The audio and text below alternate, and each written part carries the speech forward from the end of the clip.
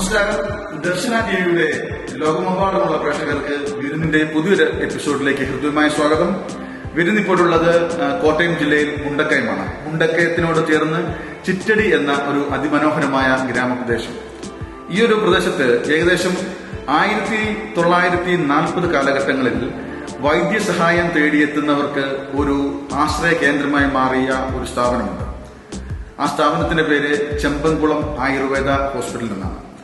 ഏകദേശം 1940 തുടങ്ങിയ ഒരു സ്ഥാപനം അനേകായിരങ്ങൾക്ക് ആശ്രയകരമായി അവരുടെ ബുദ്ധിമുട്ടിന് അല്ലെങ്കിൽ അവരനുഭവിക്കുന്ന രോഗങ്ങൾക്ക് ഒരു വിടുതൽ കിട്ടുവാൻ ഈ ഒരു സ്ഥാപനം കാരണമായിട്ടുണ്ട്. ഇന്നിപ്പോൾ 2025 എത്തി നിൽക്കുമ്പോൾ ചെമ്പൻകുളം ആയുർവേദ ഹോസ്പിറ്റലിന്റെ മാനേജിംഗ് ഡയറക്ടറും കേരളത്തിൽ തന്നെ അറിയപ്പെടുന്ന ആയുർവേദ ഡോക്ടറും അതുപോലെ തന്നെ ബാലചികിത്സാ വിദഗ്ധനും കൂടിയായിട്ടുള്ള ശ്രീ ചന്ദ്രബാബു ഡോക്ടറാണ് വിരുന്നിന്റെ ഇന്നത്തെ അതിഥി. വളരെ സ്നേഹത്തോടുകൂടി ആദരവോടുകൂടി തന്നെ സ്വാഗതം ചെയ്യാം ഡോക്ടർ ചന്ദ്രബാബു സാറിന്റെ വിരുന്നിലേക്ക്. സാർ നമസ്കാരം. നമസ്കാരം.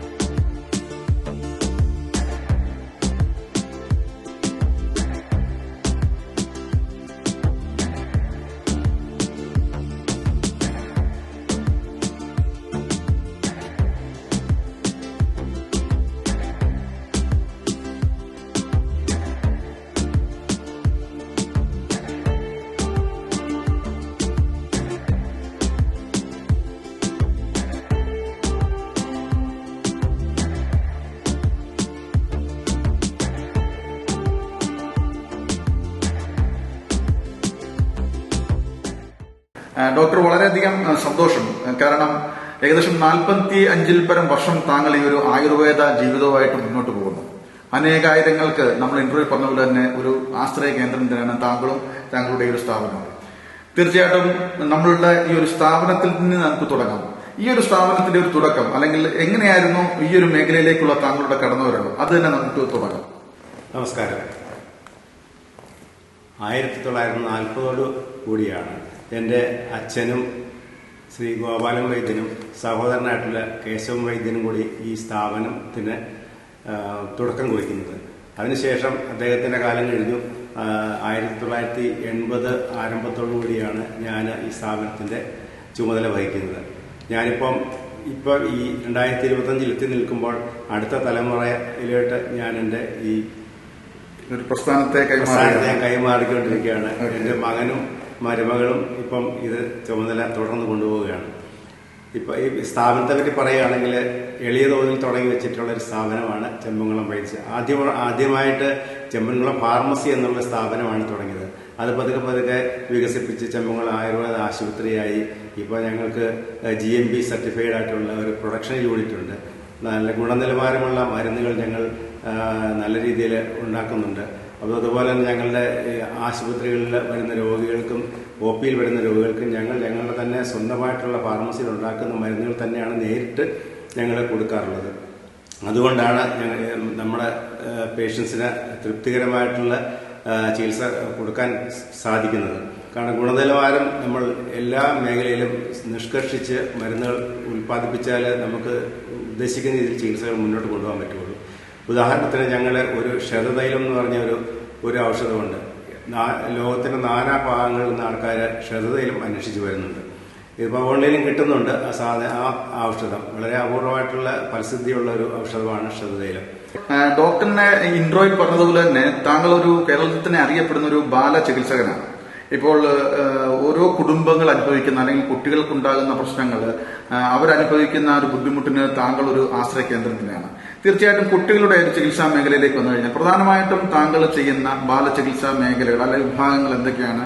താങ്കളിലേക്ക് ഏറ്റവും കൂടുതൽ എത്തുന്നത് ഏതൊക്കെ തരത്തിലുള്ള കുട്ടികൾ അവരുടെ ആ ഒരു ബുദ്ധിമുട്ടിനാണ് താങ്കളിലേക്ക് കൂടുതലായിട്ട് എത്തുന്നത്? ഇപ്പോഴത്തെ ഒരു കാലഘട്ടത്തിലെ പ്രധാനപ്പെട്ട രോഗം എന്ന് പറയുന്നത് കുട്ടികൾക്ക് നിരന്തരമായിട്ടുണ്ടാകുന്ന പനി, ജലദോഷം, കഫക്കെട്ട്, ചുമ, ശ്വാസം മുട്ടല്, പിന്നെ തുടർന്ന് നീണ്ടുപോയി കഴിഞ്ഞാൽ വലിവിലേക്കും എത്തുന്ന ഒരു സാഹചര്യമുണ്ട്. അതിന് അലോപ്പതി സെക്ഷനിൽ നമ്മൾ പോയി കഴിഞ്ഞാൽ ഇൻഹേലറാണ് അവർ പ്രതിവിധിയായിട്ട് അൾട്ടിമേറ്റായിട്ട് നമുക്ക് തരുന്നത്. ആ ഒരു ട്രീറ്റ്മെന്റ് തുടർന്ന് പോയി കഴിഞ്ഞാൽ ഈ രോഗം പൂർണ്ണമായിട്ട് മാറുന്നില്ലെന്നാണ് അനുഭവത്തിൽ കാണുന്നത്. ഈ ഒരു രോഗികൾ എൻ്റെ അടുത്ത് ധാരാളമായിട്ട് വരുന്നുണ്ട്. ചികിത്സിച്ച പല സ്ഥലങ്ങളിലും പല കേന്ദ്രങ്ങളിലും പോയി പല വിദഗ്ധ ഡോക്ടർമാരെ കണ്ട് ചികിത്സിച്ചിട്ട് മാറാത്ത ആൾക്കാരാണ് പല ദൂര സ്ഥലങ്ങളിൽ നിന്ന് പോലെ എന്നെ അന്വേഷിച്ച് വരുന്നത്. ഈ കുട്ടികൾക്ക് ഒരു മിനിമം ഒരു കോഴ്സ്, ഒരു 3 മാസത്തെ ആയുർവേദ ചികിത്സകളുടെ പരിപൂർണമായിട്ട് നമുക്ക് ഈ രോഗം ഭേദമാക്കാവുന്നതാണ്. കാരണം ഈ കഫക്കെട്ടിൽ നിന്നാണ് ശ്വാസം മുട്ടല്, വലിവ്, അലർജി, തുമ്മൽ തുടങ്ങിയിട്ടുള്ള എല്ലാ അസുഖങ്ങളുടെയും അടിസ്ഥാന കാരണം കഫക്കെട്ടാണ്. ഈ കഫക്കെട്ട് മാറാനായിട്ട് നമുക്ക് താൽക്കാലികമായിട്ട് ആന്റിബയോട്ടിക് ഫലപ്രദമാണ്. പക്ഷേ ശാശ്വതമായിട്ട് മാറണമെങ്കിൽ ശാസ്ത്രീയമായിട്ട് ആയുർവേദ വിധിപ്രകാരമുള്ള ചികിത്സകൾ ചെയ്താൽ മാത്രമേ മാറുകയുള്ളൂ. ആ ഒരു ട്രീറ്റ്മെന്റിൽ നമുക്ക് ഒരു പരമ്പരാഗതമായിട്ട് കിട്ടിയ അറിവും കാലോചിതമായിട്ടുള്ള കാര്യങ്ങളിലൂടെ സമന്വയിപ്പിച്ചുകൊണ്ട് ഞാനത് വികസിപ്പിച്ചെടുത്ത ഒരു ശാഖയാണ്. രക്ഷകർത്താക്കൾ അല്ലെങ്കിൽ ഒരു കുടുംബം അല്ലെങ്കിൽ ഒരു ഫാമിലി ബുദ്ധിമുട്ട് അനുഭവിക്കുന്നത് ആ കുട്ടികളുടെ ജനറ്റിക് ആയിട്ടുള്ള വിഷയങ്ങളാണ്. പ്രത്യേകിച്ച് അവരുടെ ഒരു ഓട്ടിസം പോലുള്ള പ്രശ്നങ്ങൾക്കൊക്കെ ഡോക്ടറിന്റെ ഒരു ചികിത്സ വളരെയധികം ഫലപ്രദമാണ്. ആ ഒരു മേഖലയിലുള്ള ഫാമിലികൾക്ക് അല്ലെങ്കിൽ രക്ഷകർത്താക്കൾക്ക് താങ്കൾ കൊടുക്കാനുള്ള ഒരു ഉപദേശം എന്താണ്? അങ്ങനത്തെ ട്രീറ്റ്മെന്റ് താങ്കൾ എന്താണ് ഇത്രയും മുൻകൈ എടുത്ത് റിസൾട്ട് ഉണ്ടാക്കുന്നത്? ഇപ്പൊ ആനുകാലികമായിട്ട് പറയുകയാണെങ്കിൽ ഒത്തിരി മാതാപിതാക്കള് കുട്ടികൾക്കുള്ള സ്വഭാവ വൈകല്യം, ഹൈപ്പർ ആക്ടിവിറ്റി, അതുപോലെ ഓട്ടിസം, ഇങ്ങനെ ബുദ്ധിപരമായിട്ടുള്ള പല രോഗങ്ങളായിട്ട് എൻ്റെ അടുത്ത് കുട്ടികൾ വരാറുണ്ട്. ഈ കുട്ടികളെ സംബന്ധിച്ച് പറയുകയാണെങ്കിൽ ആദ്യത്തെ 3 വയസ്സ് വരെയുള്ള സമയത്ത് നമുക്ക് ട്രീറ്റ്മെന്റ് വരുവാണെന്നുണ്ടെങ്കിൽ ഇവരുടെ ബുദ്ധിവികാസത്തിനുള്ള മരുന്നുകളൊക്കെ നമുക്ക് ശാസ്ത്രീയമായിട്ട് കൊടുക്കാൻ പറ്റും. ഓട്ടിസം പോലും ചികിത്സിച്ചാൽ ഒരു പരിധി വരെ ഭേദമാകുന്നതാണ്. കാരണം ഓട്ടിസം ട്രീറ്റ്മെന്റ് ഇതുവരെ നിലവിൽ ഇല്ല. ആ ഒരു അവസ്ഥയിലാണ് നമ്മുടെ മരുന്നുകൾക്ക് ഫലം കാണുന്നത്. ഓക്കെ, ഈ ഒരു ബാലചികിത്സയുമായി ബന്ധപ്പെട്ട് ഒരുപാട് സംശയങ്ങൾ രക്ഷകർത്താക്കൾക്കുണ്ട്. അവരുടെ ഒരു ബുദ്ധിമുട്ട് ഇപ്പോൾ താങ്കൾ പറഞ്ഞതുപോലെ തന്നെ ജന്മന ഉള്ള വൈകല്യങ്ങളെക്കാൾ ഉപരി അവരുടെ ഒരു 3-4 വയസ്സ് കഴിഞ്ഞതിന് ശേഷം മനസ്സിലാക്കാൻ പറ്റുന്ന ഒരുപാട് ബുദ്ധിമുട്ടുകളുണ്ട്. ഇപ്പോൾ നമുക്ക് ഏത് സമയം മുതൽ ഇങ്ങനെയുള്ള പ്രശ്നങ്ങൾക്ക് അവർക്ക് ട്രീറ്റ്മെന്റ് സ്റ്റാർട്ട് ചെയ്യാം? അവരുടെ ആ ഒരു സമയം അല്ലെങ്കിൽ അവരുടെ ചികിത്സാ രീതികളെ കുറിച്ച് ഒന്ന് പറയുമോ? ഒരു കുട്ടി ജനിച്ചു കഴിഞ്ഞാൽ ആദ്യത്തെ ഒരു 3 മാസത്തിനുള്ളിൽ ഒരു പനിയോ ജലദോഷമോ വരും. ആ ഒരു അസുഖത്തിന് നമ്മൾ ഹോസ്പിറ്റലിൽ നേരെ പ്രസവിച്ച ഹോസ്പിറ്റലിൽ തന്നെ കൊണ്ടുപോകും. അവിടെ അവർ 2-3 ദിവസം മരുന്ന് കൊടുത്ത് നേസൽ ഡ്രോപ്സ് കൊടുത്ത് പിന്നെ ആന്റിബയോട്ടിക്കിലോട്ട് പതിയെ കഴിഞ്ഞ് സ്റ്റാർട്ട് ചെയ്യുകയാണ്. ആ ട്രീറ്റ്മെന്റ് പിന്നെ അങ്ങ് തുടർച്ചയായിട്ട് ചെയ്തുകൊണ്ടിരിക്കുക. നമ്മൾ വരുന്ന രോഗികൾ കൂടുതലും വർഷങ്ങളോളം ഇംഗ്ലീഷ് മരുന്ന് ചെയ്ത് രോഗം മാറാതെ അവർ ഹൈപ്പർ ആക്റ്റീവും ബുദ്ധിപരമായിട്ട് പുറകോട്ടും ഒക്കെ വന്നു കഴിഞ്ഞിട്ടാണ് ആയുർവേദത്തിന് ഇതുപോലെ ചികിത്സാ സംവിധാനം ഉണ്ടോ എന്ന് അന്വേഷിച്ച് നമ്മുടെ അടുത്ത് വരുന്നത്. ഈ ഒരവസ്ഥയിൽ അപ്പോൾ ഞാൻ പറയിച്ച് ലേറ്റായി പോയി, ഇച്ചിരി നേരത്തെ വരുമായിരുന്നെങ്കിൽ നമുക്ക് ഇതൊക്കെ ട്രീറ്റ് ചെയ്ത് ശരിയാക്കാവുന്ന കാര്യമുള്ളൂ എന്ന് ഞാൻ പറയാറുണ്ട്. എന്നാൽ പോലും നമുക്കതിന് മരുന്നുകളുണ്ട്. ബുദ്ധിവികാസത്തിന് ഫലപ്രദമായ മരുന്നുകളുണ്ട്. ബുദ്ധിവികാസം എന്ന് പറഞ്ഞാൽ ഇപ്പോൾ ഉള്ള മെന്റൽ റിട്ടാർഡേഷൻ തുടങ്ങിയിട്ടുള്ള ബുദ്ധിമുട്ടുകൾക്കും ഓട്ടിസം മുതലുള്ള രോഗങ്ങൾക്കും ഫലപ്രദമായ മരുന്നുകൾ ഞാൻ ഇഷ്ടം പോലെ അനുഭവസ്ഥർ എനിക്കുണ്ട്. ദൂര സ്ഥലങ്ങളിൽ നിന്ന് പോലും അന്യ ദേശങ്ങളിൽ നിന്ന് പോലും എനിക്ക് പേഷ്യൻസ് വരാറുണ്ട്. നമ്മൾ ആ ഒരു മേഖല ആയുർവേദത്തിലാരും അങ്ങനെ ശ്രദ്ധിക്കാത്തൊരു മേഖലയാണ്. പക്ഷെ ആ ഒരു മേഖലയിൽ ആയുർവേദത്തിന് വളരെയധികം ചെയ്യാനുണ്ട്. അതുപോലുള്ള പേഷ്യൻസ് വന്നു കഴിഞ്ഞാൽ നമുക്ക് ട്രീറ്റ്മെന്റ് ചെയ്ത് അവർക്ക് ഫലം സിദ്ധി ഉണ്ടാക്കാമെന്ന് എനിക്ക് ഉറപ്പുണ്ട്. അതുകൊണ്ടാണ് ഞാൻ ഈ ഒരു കാര്യം ഫോക്കസ് ചെയ്ത് പറയുന്നത്. ഓക്കെ, ഈ ഒരു അവസരത്തിൽ തീർച്ചയായിട്ടും താങ്കളുടെ ഇത്രയും വർഷത്തെ എക്സ്പീരിയൻസിൽ ഒരുപാട് അനുഭവങ്ങൾ ഉണ്ടാകാൻ സാധ്യതയുണ്ട്. ഈ ഒരു മേഖല കുട്ടികളുടെ ചികിത്സാ മേഖലയുമായിട്ട് ബന്ധപ്പെട്ട് താങ്കളുടെ മനസ്സിലേക്ക് അല്ലെങ്കിൽ ഒരു റിസ്ക് ഏറ്റെടുത്ത് സ്വീകരിച്ച് അതിനെ വിജയത്തിലേക്ക് എത്തിച്ച ചികിത്സകൾ അങ്ങനെ എന്തെങ്കിലും പെട്ടെന്ന് മനസ്സിലേക്ക് കൂടി വരുന്നത് ഒരുപാടുണ്ടെന്നറിയാം. എങ്കിലും താങ്കളുടെ മനസ്സിലേക്ക് വരുന്ന ഒരു അനുഭവം പറയുകയാണെങ്കിൽ അത് നല്ലതായിരിക്കും. അങ്ങനെ പറയുകയാണെങ്കിൽ എപ്പിലിപ്സി, അപസ്മാരം എന്ന് പറയുന്ന രോഗമുണ്ട്. അത് ദിവസം പല പ്രാവശ്യം കൂട്ടും ഫിക്സും വരുന്ന കുട്ടികളെ എൻ്റെ അടുത്ത് കൊണ്ടുവന്നിട്ട് അവർക്കിപ്പോൾ പരിപൂർണ ഭേദമായിട്ട് അവർക്ക് അസുഖമില്ലാതെ നല്ല കുഴപ്പമില്ലാതെ വളരെ ഇഷ്ടംപോലെ കുട്ടികളുണ്ട്. നമ്മുടെ അടുത്ത് തന്നെ ഉണ്ട്, ദൂരങ്ങളുണ്ട്. ബാല അപസ്മാരം എന്ന് പറഞ്ഞ് അതിന് ട്രീറ്റ്മെന്റ് അലോപ്പതിയിൽ കാര്യമായിട്ടില്ല. അത് രോഗം വന്നാലും ഇതിന് മുറിച്ച് പോകത്തേ ഉള്ളൂ. അതിനും ഈ ഒരു സ്റ്റേജിൽ ബിലോ 3 years 3 വയസ്സിന് മുമ്പിൽ എൻ്റെ അടുത്ത് ട്രീറ്റ്മെന്റ് വരുവാണെങ്കിൽ അത് പൂർണ്ണമായിട്ട് മാറുന്ന അസുഖമാണ് ബാലാപസ്മാരം എന്ന് പറഞ്ഞത്. ഇതിപ്പോൾ നമ്മൾ ഈ കുട്ടികളെയൊക്കെ വിദഗ്ധ ചികിത്സയ്ക്ക് വേണ്ടി ശ്രീത്രായാലും കൊണ്ടുപോയി അവിടെ കൊണ്ടുപോയി അവിടെ ട്രീറ്റ്മെന്റ് കുടുങ്ങിക്കഴിഞ്ഞാൽ പിന്നെ അവിടുന്ന് പിന്നെ ഒരു മോചനമില്ല. പിന്നെ ആരോഗ്യം നോക്കാൻ ആർക്കും ഒരു മനസ്സ് വരത്തില്ല. ഇതൊക്കെയാണ് ഇതിനകത്തുള്ള പ്രശ്നങ്ങൾ. നമുക്കങ്ങനെയുള്ളൊരു വലിയ ഇൻഫ്രാസ്ട്രക്ചേഴ്സ് ഇല്ലെങ്കിൽ പോലും എന്നെ സമീപിക്കുന്ന രോഗികൾക്ക് ഞാൻ അതിനുള്ള ആശ്വാസം കൊടുക്കാറുണ്ട്. പിന്നെ നമ്മളിലേക്ക് എത്തുന്ന രോഗികൾ അധികവും ഏതൊക്കെ തരത്തിലുള്ള രോഗങ്ങളാണ്? ചമ്പൻകുളം കൊടുക്കുന്ന സേവനങ്ങളും എന്തൊക്കെയാണ്? എന്നെ സമീപിക്കുന്ന പിന്നെയുള്ള രോഗികൾ എന്ന് പറയുന്നത് thyroid, hypo thyroidism, hyper thyroidism. ഇതിനും അലോപ്പതിയിലെ മരുന്നുകളില്ല. മരുന്നുകൾ ഇങ്ങനെ കഴിച്ച് ജീവിതകാലം മുഴുവൻ കഴിക്കും. ലൈഫ് ലോങ് ആണ് ട്രീറ്റ്മെന്റ്. ഈ ഒരു ലൈഫ് ലോങ് ട്രീറ്റ്മെന്റിന്റെ കാര്യമില്ല. ആയുർവേദം കൃത്യമായിട്ട് ചെയ്യുവാണെങ്കിൽ തൈറോയിഡിസം, ഹൈപ്പോ തൈറോയിഡിസവും ഹൈപ്പർ തൈറോയിഡിസവും മാറ്റാവുന്നതാണ്. അതുപോലെ തന്നെ ഇപ്പം ധാരാളമായിട്ട് കാണുന്ന ഒരു രോഗമാണ് വെരിക്കോസ് അൾസർ. വെരിക്കോസ് അൾസർ പല സ്റ്റേജിലുണ്ട്. ആരംഭത്തിലുണ്ട്, ശരിക്കുള്ളതുണ്ട്, പിന്നെ വെരിക്കോസ് അൾസർ ആകുന്ന കേസുണ്ട്. ഇതിനും ട്രീറ്റ്മെന്റ് വലിയ കാര്യമായിട്ടില്ല. ഇത് ശാസ്ത്രീയമായിട്ട് ആയുർവേദ ചികിത്സ ചെയ്യുകയാണെങ്കിൽ ഈ വെരിക്കോസ് അൾസർ ആകാതെ തന്നെ രോഗം മാറും. ഇനി അഥവാ അൾസർ ആയാൽ പോലും ഒരു 3 മാസത്തെ ശകലം പഥ്യമുണ്ട്. ശകലം പഥ്യം നോക്കി ആയുർവേദത്തെ മരുന്ന് കഴിച്ചു കഴിഞ്ഞാൽ ഏത് പഴയ അൾസർ പോലും ആയുർവേദം കൊണ്ടും മരുന്ന് കൊണ്ടും മാറ്റാവുന്നതാണ്. ഇപ്പം പൊതുജനങ്ങളെ അലട്ടുന്ന പ്രധാനപ്പെട്ട രോഗങ്ങൾ ജീവിതശൈലി രോഗങ്ങൾ എന്നുള്ള ഓമനപ്പേരിട്ട് അലോപ്പതി വിഭാഗക്കാർ പറയുന്നുണ്ട്. പക്ഷേ ഈ ജീവിതശൈലി രോഗങ്ങൾ നമ്മുടെ ജീവിതശൈലി ശകലമൊക്കെ ഒന്ന് മാറ്റുകയാണെന്നുണ്ടെങ്കിലും മരുന്ന് കൃത്യമായിട്ട് മരുന്ന് ചെയ്യുകയാണെന്നുണ്ടെങ്കിലും ജീവിതശൈലിയൊക്കെ നമുക്ക് മാറ്റി വെക്കാവുന്നതാണ്. കൊളസ്ട്രോള്, പ്രഷർ, പിന്നെ ഉള്ളത് പൈൽസ്, ഉദരരോഗങ്ങൾ, ഇതൊക്കെയാണ് ജീവിതശൈലി രോഗങ്ങളായിട്ട് നമുക്ക് നിലവിൽ കണ്ടുവരുന്നത്. ഇതിനൊക്കെ നമ്മൾ ട്രീറ്റ്മെന്റ് ആരംഭിച്ചു കഴിഞ്ഞാൽ ലൈഫ് ലോങ് ആണ് ട്രീറ്റ്മെന്റ്.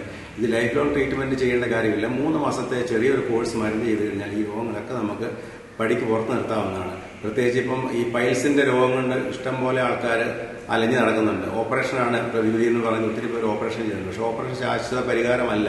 പിന്നെ രോഗം വരും. അതിൽ നല്ലത് ആയുർവേദം ചെയ്ത് ഈ പൈൽസിനെ നിയന്ത്രിച്ച് നിർത്തുന്നതാണ്. ആഹാര നിയന്ത്രണം കൊണ്ടും മരുന്നുകൾ കൊണ്ടും രോഗങ്ങളൊക്കെ നിയന്ത്രിച്ച് നിർത്താം. അല്ലാതെ ജീവിതശൈലി രോഗങ്ങൾ എന്ന് പറഞ്ഞ രോഗങ്ങളില്ല. നമ്മുടെ ശൈലി അല്പം മാറ്റിയാൽ മതി. ഡോക്ടർ, അതുപോലെ തന്നെ നമ്മുടെ ഈ ഒരു ആയുർവേദം എന്ന് പറയുന്നത് ആയുഷിന്റെ വേദം എന്ന് അറിയപ്പെടുന്ന നമ്മുടെ ഈ ഒരു മഹത്തായ ഒരു ചികിത്സാ സമ്പ്രദായം, ഇത് ആക്ച്വലി ഇപ്പോൾ അതിനെ ഏത് തരത്തിലാണ് ഇപ്പോഴത്തെ തലമുറ അതിനെ കാണുന്നത്? അതുപോലെ തന്നെ ഈ കാലഘട്ടത്തിൽ ആയുർവേദത്തിന്റെ ഒരു പ്രസക്തിയെക്കുറിച്ച് ഇപ്പോൾ ഡോക്ടറിന്റെ അഭിപ്രായത്തിൽ നമ്മുടെ പുതുതലമുറയോടൊക്കെ താങ്കൾക്ക് കൊടുക്കാനുള്ള അതിന്റെ ഒരു ആയുർവേദത്തിന്റെ ഒരു മൂല്യത്തെക്കുറിച്ച് താങ്കൾക്ക് എന്താണ് പറയാനുള്ളത്? ഇപ്പോഴത്തെ കാലഘട്ടത്തിൽ ചിന്തിക്കുകയാണെങ്കിൽ ആയുർവേദം ഒത്തിരി പ്രതിസന്ധികളെ നേരിടുന്നുണ്ട്. ആയുർവേദത്തിന് എതിരായിട്ട് കുറേ ദുഷ്പ്രചരണങ്ങൾ നടക്കുന്നുണ്ട്. ആയുർവേദത്തിന് സൈഡ് എഫക്റ്റ് ഉണ്ട്. ആയുർവേദം കഴിച്ചാൽ ലിവർ പോകും, കിഡ്നി പോകും, അങ്ങനെയുള്ള കുറേ കംപ്ലൈൻറ്റ്സ് പല ഭാഗങ്ങളിൽ നിന്ന് ഉയർന്നു വരുന്നുണ്ട്. ഇത് യഥാർത്ഥത്തിൽ ആയുർവേദം കഴിച്ചു കഴിഞ്ഞാൽ, പരിശുദ്ധമായിട്ടുള്ള ആയുർവേദം കഴിച്ചാൽ ഒരു സൈഡ് എഫക്റ്റും ഇല്ല. സേഫ് ആയിട്ടുള്ള മരുന്നാണ് ആയുർവേദം. ആയുർവേദം കഴിച്ചാൽ കിഡ്നിയും പോയിട്ടില്ല, ലിവറും പോയിട്ടില്ല. ഇതൊക്കെ മറ്റ് പല കാരണങ്ങളാണ്. ആനുകാലികമായിട്ടുള്ള പല കാരണങ്ങൾ കൊണ്ട്, നമ്മുടെ ജീവിതശൈലി കൊണ്ടും നമ്മുടെ ഭക്ഷണ രീതി കൊണ്ടും നമ്മൾ കഴിക്കുന്ന ആഹാര പദാർത്ഥങ്ങൾ കൊണ്ടും കുടിക്കുന്ന ദ്രവ്യങ്ങൾ കൊണ്ടും ഒക്കെ രോഗങ്ങൾ വരാം. ഇതെല്ലാം ആയുർവേദത്തിന്റെ തലയിലോട്ട് വെക്കാൻ ഒരു വിഭാഗക്കാര് ഇപ്പം ആസൂത്രിതമായിട്ട് പറയുന്നുണ്ട്. ഇത് നമ്മളെ ബാധിക്കുന്നുണ്ട്. നമ്മുടെ അടുത്ത് വരുന്ന ആൾക്കാർക്ക് ഈ സംശയത്തിലാണ് വരുന്നത്. പക്ഷെ ആ സംശയം നമ്മൾ ക്ലിയർ ചെയ്യുമ്പോൾ അവർക്ക് മനസ്സിലാവും. ഏത് മരുന്ന് കഴിച്ചാലാണ് ലിവർ പോകുന്നത്, ഏത് മരുന്ന് കഴിച്ചാലാണ് കിഡ്നി പോകുന്നത്, കിഡ്നി രോഗങ്ങൾ കൂടുതലുണ്ടാകുന്നതിന് കാരണം, ഈ കാരണങ്ങളിലോട്ടൊന്നും അവർ ശ്രദ്ധിക്കാതെ ആയുർവേദത്തിന്റെ കുഴപ്പമാണെന്ന് വരുത്തി തീർക്കാനുള്ളൊരു ശ്രമം ഈ കാലഘട്ടത്തിൽ നടക്കുന്നുണ്ട്. അത് ശരിക്കുള്ള ബോധവൽക്കരണം കൊണ്ട് മാത്രമേ അത് മാറ്റിയെടുക്കാൻ പറ്റുള്ളൂ. കാരണം ആയുർവേദ മരുന്നുകൾക്കകത്തൊന്നും രാസവസ്തുക്കൾ ചേരുന്നില്ല. ഇതിന്റെ ഒറിജിൻ എന്ന് പറയുന്നത് സസ്യജാലങ്ങളും അങ്ങനെയുള്ള സാധനങ്ങളാണ്, ദ്രവ്യങ്ങളാണ്. അതിൽ നിന്നാണ് ഉണ്ടാക്കുക. അതൊരിക്കലും മനുഷ്യന് ഹാനികരമല്ല. അങ്ങനെയുണ്ടെങ്കിൽ പ്രകൃതി നിലനിൽക്കത്തില്ല. ഈ ജന്തുജാലങ്ങളെല്ലാം ഈ പച്ചലുകളൊക്കെ കഴിച്ച് കിഡ്നി പോയി ലിവർ പോയിട്ടൊക്കെ വംശനാശം വന്നേനെ. അതൊന്നും ഇല്ലാത്ത സ്ഥിതിക്ക് ആയുർവേദത്തിന് ഇങ്ങനെ പ്രതികൂട്ട് നിർത്തുള്ള ഒരു കാര്യമില്ല. ഇത് ഈ പുതുതലമുറ ഡോക്ടർമാരാണല്ലോ ഇതിന് നല്ല ബോധത്തോടു കൂടി സംസാരിച്ച് ഈ ഒരു സംശയം, ഈ പബ്ലിക്കിലുള്ള സംശയം മാറ്റിയെടുക്കണമെന്നാണ് എനിക്ക് പറയാനുള്ളത്. ഡോക്ടർ, അതുപോലെ തന്നെ ഇപ്പോൾ ഡോക്ടറിന്റെ ബാലചികിത്സാ മേഖലയും അതുപോലെ തന്നെ ഡോക്ടറുമായിട്ട് ബന്ധപ്പെട്ട ചികിത്സാ രീതികളെ കുറിച്ചും ആയുർവേദത്തിന്റെ പ്രസക്തിയെക്കുറിച്ചും ഒക്കെ താങ്കൾ പറയുകയുണ്ടായി. നമ്മളുടെ സെന്ററിന്റെ മാനുഫാക്ചറിംഗ് മേഖലയിലേക്ക് എത്തിക്കഴിഞ്ഞാൽ ഏറ്റവും കൂടുതൽ മൂവ് ചെയ്യുന്ന പ്രൊഡക്റ്റുകൾ അല്ലെങ്കിൽ നമ്മുടേതായിട്ടുള്ള സ്പെഷ്യലി ചെയ്യുന്ന പ്രൊഡക്റ്റുകൾ എന്തൊക്കെയാണ്? നമ്മുടെ മാനുഫാക്ചറിംഗ് യൂണിറ്റിന്റെ പ്രവർത്തനങ്ങളെ കുറിച്ച് പറയുകയാണെങ്കിൽ, ഞങ്ങളുടെ സ്ഥാപനം തുടങ്ങിയ കാലം മുതൽ നമ്മൾ പ്രൊഡക്ഷൻ യൂണിറ്റ് ഞങ്ങളുടെ കൂടെ തന്നെ പ്രവർത്തിക്കുന്നുണ്ട്. GMP-യുടെ നിയമം വന്ന സമയത്ത് തന്നെ നമ്മൾ GMP സർട്ടിഫൈഡ് ആയിട്ട് നമ്മുടെ സ്ഥാപനം അപ്ഡേറ്റ് ചെയ്തിട്ടുണ്ട്. അപ്പോൾ GMP നിലവാരത്തിലുള്ള മരുന്നുകളാണ് ഞങ്ങൾ ഉണ്ടാക്കുന്നത്. അപ്പോൾ ഞങ്ങൾക്ക് കുറേ 5-6 ടൈപ്പ് സാധനങ്ങളോ മെഡിസിൻസോ പേറ്റൻ്റ് ആയിട്ടുള്ളൂ. അത് പോപ്പുലറായിട്ടുള്ള മരുന്നുകൾ തന്നെയാണ്. അത് ഒരു ക്ഷതതൈലമുണ്ട്, ഞങ്ങളുടെ ദശപുഷ്പാദി കേരമുണ്ട്, ഒരു ബാലജീവനി ടോണിക്കുണ്ട്, ഒരു ദ്രാക്ഷ ടോണിക്കുണ്ട്. ഇങ്ങനെ കുറച്ച് മരുന്നുകൾ ഞങ്ങൾ മാത്രം പേറ്റൻ്റായിട്ട് ഞങ്ങൾ ഉത്പാദിപ്പിക്കുന്നുണ്ട്. കൂടാതെ ഞങ്ങളായിട്ടുള്ള മരുന്നുകളിൽ ഞങ്ങൾ ചികിത്സയ്ക്ക് ആവശ്യമുള്ള മരുന്നുകളിൽ ഞങ്ങൾ സ്വന്തമായിട്ട് ഉണ്ടാക്കുന്നുണ്ട്. ഡോക്ടർ, അതുപോലെ തന്നെ സാധാരണയായി ഇപ്പോഴുള്ള എല്ലാവർക്കും സ്പീഡ് ലൈഫാണ്. വളരെ പെട്ടെന്ന് റിസൾട്ട് കിട്ടണം, അല്ലെങ്കിൽ പെട്ടെന്ന് കാര്യങ്ങൾ നടക്കണം എന്നുള്ള ചിന്തയാണ്. അപ്പോൾ ഈ ഒരു ആയുർവേദ മരുന്നുകളുടെ ഉപയോഗം അവർ ഉപയോഗിക്കുന്നതിന് അവർ നേരിടുന്ന കുറച്ച് ബുദ്ധിമുട്ടുകൾ, പ്രധാനമായിട്ടും ആഹാര ക്രമീകരണങ്ങൾ, പഥ്യം പോലുള്ള പ്രശ്നങ്ങൾ, അതുപോലെ തന്നെ കഷായങ്ങൾ ഉപയോഗിക്കുന്നതിനുള്ള ബുദ്ധിമുട്ടുകൾ, അതിനൊക്കെ നമ്മൾ ആയുർവേദത്തിൽ അതിന്റെ ക്വാളിറ്റി കിട്ടുമെങ്കിൽ തന്നെയും അതിനെ എത്രമാത്രം അതിനെ ഒരു പുരോഗമനം നേടിയെടുക്കാൻ സാധിച്ചിട്ടുണ്ട് ആയുർവേദത്തിൽ? ഈ കുട്ടികളുമായിട്ട് വരുന്ന മാതാപിതാക്കൾക്ക് ഒരു സംശയമുണ്ട്, നമ്മൾ കഷായമാണ് കുട്ടികൾക്ക് കൊടുക്കുന്നതെന്ന്. ഇതൊരു കാര്യമായ സംശയം തന്നെയാണ്. കുട്ടികളെ കഷായം കഴിപ്പിക്കാൻ പ്രയാസമാണ്. കഷായം എല്ലാം കയ്പ് രീതിയിലുള്ള സാധനമാണ്. ഈ കഷായമല്ല ഞാൻ കുട്ടികൾക്ക് കൊടുക്കുന്നത്. ബാലചികിത്സയ്ക്ക് കൊടുക്കുന്ന മരുന്നുകളെല്ലാം മധുരമുള്ള മരുന്നുകൾ, കുട്ടികൾക്ക് ഈസി ആയിട്ട് കഴിക്കാവുന്ന മരുന്നുകൾ മാത്രമാണ് കൊടുക്കുന്നത്. കൂടാതെ മറ്റേ സൈഡ് എഫക്റ്റിനെ പറ്റി ആൾക്കാർക്ക് സംശയമുണ്ട്. സൈഡ് എഫക്റ്റ് ഇല്ലെന്നുള്ളതാണ് സത്യം. ഒറിജിനലായിട്ട് മരുന്നുകൾ ഉണ്ടാക്കിയ സൈഡ് എഫക്റ്റ് ഇല്ല. സൈഡ് എഫക്റ്റ് ഇല്ല. ഒറിജിനലായിട്ടുള്ള മരുന്ന് ഉണ്ടാക്കി അതിന് കൃത്യമായിട്ട് മരുന്ന് ചേർത്തുണ്ടാക്കുകയാണെന്നുണ്ടെങ്കിൽ ചില സൈഡ് എഫക്റ്റ് ഉണ്ടാകാം. അതുപോലെ ചില ഭസ്മങ്ങളും രസസിന്ദൂരങ്ങളും അങ്ങനെ കുറെ സ്ട്രോങ് ആയിട്ടുള്ള മരുന്നുണ്ട്. ആ മരുന്ന് നമുക്ക് ഇല്ലെങ്കിൽ നമുക്ക് ചികിത്സിക്കാം. അതൊന്നും നമ്മൾ ചികിത്സിക്കാത്ത ഉൾപ്പെടുത്താതിരിക്കുന്നതാണ്. സൈഡ് എഫക്റ്റിന്റെ പ്രശ്നം ഒഴിവാക്കണമെങ്കിൽ അങ്ങനെയുള്ള ആ ഒരു ഇത് നമ്മുടെ ഇതിനകത്ത് ഉൾപ്പെടുത്താതിരിക്കുക. പിന്നെ പഥ്യത്തെ പറ്റി പറയുകയാണെന്നുണ്ടെങ്കിൽ ചില രോഗങ്ങൾക്ക് ചില പഥ്യങ്ങൾ എടുത്തേ പറ്റൂ. ഇപ്പൊ കൊളസ്ട്രോൾ രോഗി വരുവാണ്. കൊളസ്ട്രോൾ രോഗി ബീഫും കഴിക്കണം, പാലും കഴിക്കണം, മുട്ടയും കഴിക്കണം എന്ന് നമുക്ക് പറയാൻ പറ്റത്തില്ല. ഇത് ഒഴിവാക്കാനേ പറയുള്ളൂ. അപ്പൊ അതൊക്കെയാണ് പഥ്യം എന്ന് പറയുന്നത്. അതിന് രോഗമായിട്ട് ബന്ധപ്പെട്ടാണ് നമ്മൾ പഥ്യം പറയുന്നത്. ചില ത്വക്ക് രോഗികൾക്കാണെങ്കിൽ പഥ്യം നമ്മൾ പറഞ്ഞു കൊടുക്കും. സ്കിന്നിന്റെ അസുഖം, രക്തദൂഷമായിട്ട് ബന്ധപ്പെട്ടാണ് ത്വക്ക് രോഗം ഉണ്ടാകുന്നത്. ആ ത്വക്ക് രോഗത്തിന് നമ്മൾ രക്തത്തിന് ദൂഷ്യം ഉണ്ടാകുന്ന ആഹാര വിഹാരങ്ങൾ നമ്മൾ ഒഴിവാക്കാൻ പറയും. അത് ആയുർവേദത്തിന്റെ കുഴപ്പമല്ല. നമ്മൾ ആ ഒരു ഫോളോ ചെയ്തില്ലെന്നുണ്ടെങ്കിൽ നിങ്ങൾക്ക് ജീവിതകാലം മുഴുവൻ രോഗിയായിട്ട് നടക്കാം. നമ്മൾ സ്കിന്നിൽ പോകുന്ന പേഷ്യൻസ് നമുക്ക് കാണാമല്ലോ. എത്ര കാലമായാലും രോഗം മാറുന്നില്ല, രോഗം പിന്നെ വരുന്ന സോറിയാസ് തന്നെ ട്രീറ്റ്മെന്റ് ഇല്ല. അത് ജീവിതകാലം മുഴുവൻ രോഗിയായിട്ട് നടക്കണമെന്നാണ് അവർ പറയുന്നത്. പക്ഷെ അതൊക്കെ ഒന്നിന്റെ കാര്യമില്ല. സോറിയാസ് ഒക്കെ ആയുർവേദ കൃത്യമായിട്ട് ഈ വന്നൊരു രോഗം പൂർണ്ണമായിട്ട് മാറും. ഡോക്ടർ, വളരെയധികം സന്തോഷം. താങ്കളുടെ ഒരു വിലപ്പെട്ട സമയമാണ്. ഈ ഒരു സമയം നമ്മളുടെ ലോകമെമ്പാടുമുള്ള പ്രേക്ഷകരുമായി പങ്കുവച്ചു. ഈ ഒരു അവസരത്തിൽ തീർച്ചയായിട്ടും നമ്മളുടെ ചെമ്പൻകുളത്തിന്റെ ഇനിയുള്ള പ്രവർത്തനങ്ങൾ, ഫ്യൂച്ചർ പ്ലാൻ, താങ്കൾ ഏകദേശം 1940-കളിൽ തുടങ്ങി 2025-ൽ നിൽക്കുമ്പോൾ വലിയൊരു വിജയത്തിലേക്ക് എത്തി നിൽക്കുകയാണ്. ഇപ്പോൾ പുതിയ തലമുറകളെ ഏറ്റെടുക്കാൻ വേണ്ടി നിൽക്കുന്നു. ഈ ഒരു അവസരത്തിൽ ഇനി എന്താണ് ഡോക്ടറിന്റെ മനസ്സിലുള്ള ഒരു ഫ്യൂച്ചർ പ്ലാൻ, ഭാവി പരിപാടി നമ്മളുടെ സെന്ററുമായി ബന്ധപ്പെട്ട്? ഈ ചികിത്സാ സമ്പ്രദായം ലോകമെമ്പാട് എത്തിക്കാനായിട്ട് ഞാൻ ഈ അടുത്ത തലമുറയെ ഏൽപ്പിക്കുകയാണ്. പിന്നെ ഈ കുട്ടികൾക്കുള്ള ഈ ട്രീറ്റ്മെന്റിന്റെ കാര്യം ഞാൻ 12 കാര്യം പറഞ്ഞു. അതിന് പറ്റുമെങ്കിൽ ഒരു ബാലചികിത്സ ഒരു ഇൻസ്റ്റിറ്റ്യൂട്ട് നടത്താൻ പറ്റുവാണെന്നുണ്ടെങ്കിൽ അതൊരാഗ്രഹമായിട്ട് കിടക്കുക. ഒത്തിരി പേർക്ക് നമുക്ക് ആശ്വാസം കൊടുക്കാൻ പറ്റും. സ്ഥാപനം ഉണ്ടായിക്കഴിഞ്ഞാൽ അതിന് ഗവൺമെന്റിന്റെ ഭാഗത്തു നിന്നൊക്കെ നമുക്ക് സഹായം കിട്ടിയേ പറ്റൂ. നമ്മൾ ഒരു വ്യക്തി എന്ന നിലയിൽ എന്നെ കൊണ്ട് മാത്രം പറ്റത്തില്ല. ഒരു ബാലചികിത്സാ ഇൻസ്റ്റിറ്റ്യൂട്ട് ആയുർവേദത്തിന്റെ രീതിയിൽ വരുവാണെന്നുണ്ടെങ്കിൽ ഞാൻ അതിന് വേണ്ട കോൺട്രിബ്യൂഷൻ നടത്താൻ പറ്റും. തീർച്ചയായിട്ടും താങ്കളുടെ ആ ഒരു മനസ്സിലുള്ള ഒരു നല്ല ആശയം അത് എത്രയും പെട്ടെന്ന് തന്നെ അത് പ്രാബല്യത്തിലാകട്ടെ എന്ന് ഞങ്ങളും ആഗ്രഹിക്കുന്നു, പ്രാർത്ഥിക്കുന്നു. ഒരിക്കൽ കൂടി നന്ദി. ചെമ്പൻകുളം ആയുർവേദം ഇനിയും ഒരുപാട് ഉയരങ്ങളിലേക്ക് എത്തട്ടെ. അതുപോലെ തന്നെ താങ്കളുടെ ചികിത്സയിലൂടെ ഒരുപാട് ജീവിതങ്ങൾക്ക് ഒരു ആശ്രയകരമായിട്ടുള്ള ഒരു പ്രവൃത്തി താങ്കളുടെ കൈകൾ കൊണ്ട് ചെയ്യാൻ സാധിക്കട്ടെ എന്ന് ആത്മാർത്ഥമായി ആഗ്രഹിച്ചുകൊണ്ട് പ്രാർത്ഥിച്ചുകൊണ്ട് നിർത്തുന്നു. നന്ദി, നമസ്കാരം. ഡോക്ടർ, വളരെയധികം സന്തോഷം. കാരണം ചെമ്പൻകുളം ആയുർവേദ ഹോസ്പിറ്റലിന്റെ ആ ഒരു പ്രവർത്തനങ്ങളും ആ തുടക്കവും ഒക്കെ ഡോക്ടർ ചന്ദ്രബാബു സാർ പറഞ്ഞിരുന്നു. അദ്ദേഹത്തിന്റെ ആ ഒരു തലമുറ അല്ലെങ്കിൽ ഈ ഒരു ബ്രാൻഡിന്റെ ആ ഒരു മൂല്യം കെടാതെ തന്നെ മുന്നോട്ട് കൊണ്ടുപോകാൻ ഇപ്പോൾ നേതൃത്വത്തിലേക്ക് എത്തിയിരിക്കുകയാണ് ഇവരും. വളരെയധികം സന്തോഷം. എങ്ങനെയാണ് താങ്കളുടെ നേതൃത്വത്തിൽ ഈ ഒരു സെന്ററിന്റെ പ്രവർത്തനങ്ങൾ എങ്ങനെ മുന്നോട്ട് കൊണ്ടുപോകാനാണ് പ്ലാൻ ചെയ്തിരിക്കുന്നത്? അതുപോലെ തന്നെ ഏതൊക്കെ തരത്തിലുള്ള ചികിത്സകളാണ് ഇപ്പോൾ നിങ്ങളുടെ മേഖലയിൽ കൂടി മുന്നോട്ട് കൊണ്ടുപോകുന്നത്? നമ്മളെ ഇവിടെ ചിറ്റടിയിലാണ് ഹോസ്പിറ്റല്. ചിറ്റടിയിൽ പഞ്ചകർമ്മ ഹോസ്പിറ്റലാണ് നടത്തുന്നത്. അപ്പം കൂടുതലും എല്ലാവിധ പഞ്ചകർമ്മ ചികിത്സകൾ കൂടുതലായിട്ട് എല്ലാവിധ പഞ്ചകർമ്മ ചികിത്സകളാണ് നമ്മളിവിടെ ചെയ്തുകൊണ്ടിരിക്കുന്നത്. എസ്പെഷ്യലി എടുത്ത് പറയുകയാണെങ്കിൽ disc bulge, disc prolapse, cervical spondylosis അങ്ങനെയുള്ള അസുഖങ്ങൾക്കാണ് നമ്മളിവിടെ കൂടുതലായിട്ട് ചികിത്സകൾ ചെയ്തു വരുന്നത്. ഹോസ്പിറ്റലിൽ ലഭ്യമായിട്ടുള്ള മറ്റ് ചികിത്സകൾ എന്ന് പറയുന്നത് സ്ത്രീരോഗ ചികിത്സ, അതിൽ ഗർഭാശയ ചികിത്സകളും അതുപോലെ തന്നെ മൂത്രാശയ ചികിത്സകളും ലഭ്യമാണ്. അതായത് ലൂക്കോറിയ, കിഡ്നി സ്റ്റോൺസ്, പിന്നെ PCOS, ഇൻഫെർട്ടിലിറ്റി റിലേറ്റഡ് ആയിട്ടുള്ള ചികിത്സകൾ ഇതെല്ലാം ഇവിടെ നമ്മുടെ ഹോസ്പിറ്റലിൽ ലഭ്യമാണ്. കൂടാതെ തന്നെ നമ്മളിവിടെ പോസ്റ്റ് ഡെലിവറി കെയർ ചെയ്യുന്നുണ്ട്, അതായത് പ്രസവാനന്തര ശുശ്രൂഷ.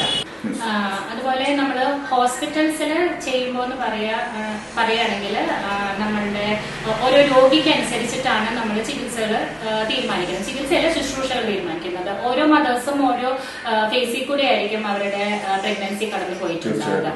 അപ്പോൾ അവർക്ക് ഓരോരുത്തർക്കും വേണ്ട പേഴ്സണൽ അറ്റൻഷൻ കൊടുത്ത് അവർക്ക് ശാരീരികമായിട്ടും അതുപോലെ പേഴ്സണലി അവർക്ക് കൗൺസിലിങ്ങും കാര്യങ്ങളൊക്കെ കൊടുത്ത് ഒരു പാരന്റ്ഹുഡ് എങ്ങനെ നല്ല രീതിയിൽ കൊണ്ടുവരണം. അതായത് ചിലർക്ക് ഒരു ഫസ്റ്റ് ആദ്യമായിട്ട് ഒരു കുഞ്ഞുണ്ടാവുന്ന സമയത്ത് ഉണ്ടാവുന്ന കുറെ ആൻസൈറ്റീസ് ഉണ്ട്.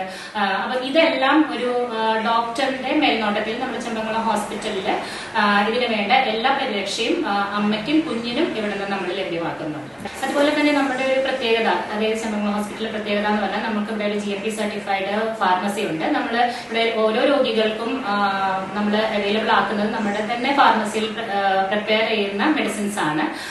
സോ നമുക്കും അതിനകത്തൊരു ഗ്യാരണ്ടീഡ് ആണ്. കുട്ടികൾക്കുള്ള പ്രത്യേകമായിട്ട് ദശപുഷ്പാദി കെയർ എന്ന് പറഞ്ഞിട്ടുള്ള ഓയിലാണ് നമ്മൾ കുട്ടികൾക്ക് ഉപയോഗിക്കുന്നത്.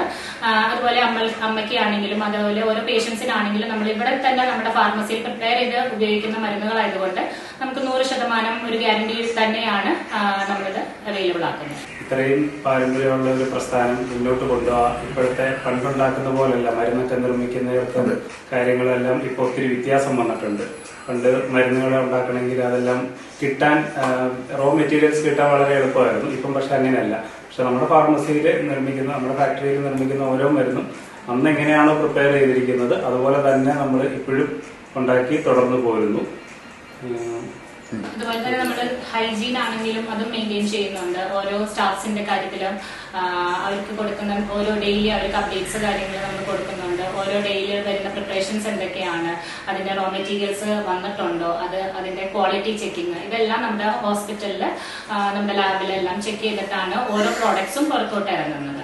ഇതിനേക്കാൾ ഉപരി ഇത്രയും വർഷമായിട്ട്, അതായത് 1940 മുതൽ ഈ സ്ഥാപനമുണ്ട്. അപ്പോൾ ഇത്രയും ഒരു 4-5 ജനറേഷൻ ആയിട്ട് നമ്മളോട് സഹകരിക്കുന്നത് ജനങ്ങൾ തന്നെയാണ്. ഇവരുടെ എല്ലാ സപ്പോർട്ടോടു കൂടി തന്നെയാണ് നമ്മൾ മുന്നോട്ട് പോയിക്കൊണ്ടിരിക്കുന്നത്. ഈ ഒരു സപ്പോർട്ട് തുടർന്നുണ്ടാകും. തീർച്ചയായും എല്ലാ സഹായങ്ങളും ദൈവം തീർച്ചയായും വളരെയധികം സന്തോഷം. അവർക്ക് അതിനൊരു റിസൾട്ട് കിട്ടുക, അവരനുഭവിക്കുന്ന ബുദ്ധിമുട്ടിനൊരു പരിഹാരം കിട്ടുക, അത് ചെമ്പകുളം ആയുർവേദത്തിൽ എത്തിയാൽ കിട്ടും എന്നുള്ളൊരു വിശ്വാസമുണ്ട്. ആ വിശ്വാസം തുടർന്നും ജനങ്ങളുടെ മനസ്സിലുണ്ടാകട്ടെ. അത് ഒരുപാട് പേർക്ക് ഗുണം ചെയ്യട്ടെ.